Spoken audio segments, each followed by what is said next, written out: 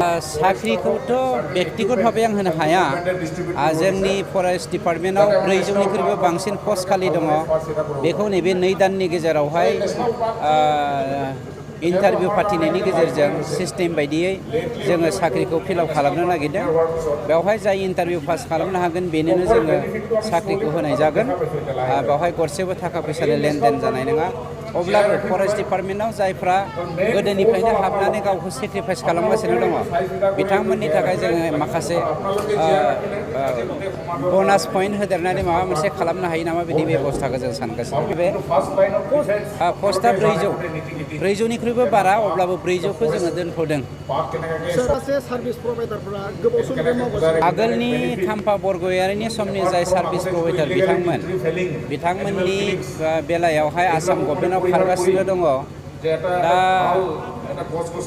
बे बेलायावहाय आसाम गभर्नमेन्टजों माबायदि सावरायदों आं बेखौ मिथिया।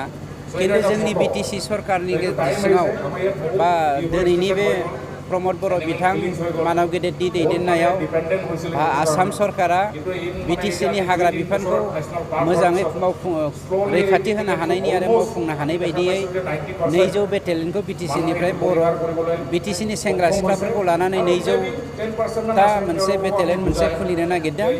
बेनिफ्राय 200टा हमगार्ड हरगोन स्पेसियेलि हाग्रा बिफाननि थाखायनो, बै 400नि अनगायैबो। दिनैनि हाबाफारिया बिटिसि सरकारनो बा जोंनि बिटिआर सरकारनो मानव गेदेर प्रमद बर' बिथांनि दैदेननायाव जौगानाय आरो खौसेथि आरो सान्तिखौ नुनानै भारत सरकारनिफ्राय स्टेप माखासे फाइनेन्सियेल एसिस्टेन्स हरगासिनो दङ। आरो बेनिनो मोनसे खोन्दो रायमना नेसनेल पार्कखौ जौगाहोनायनि थांखियाव गभर्नमेन्ट अफ इन्डियानिफ्राय माखासे जोंनि फरेस्ट डिपार्टमेन्टनि अफिसारफोरखौ खामानि मावनायाव मोजां जानायनि थाखाय, इनफ्रास्ट्राक्चार डेभेलपमेन्टनि थाखाय, रायमना नेसनेल पार्कखौ मोजाङै बेंनो हानायनि थाखाय आगजु राननाय हाबाफारि जेरै कम्पिउटार, सलार, रेडिअ' ट्रेन्समिटार RT होननानै बुङो वायारलेस, बेनिफ्राय ड्रेसफोर, बिदिनो गोबां माने बेसाद दिनै रानना होनायनि जों हाबाफारिखौ लानाय जादों।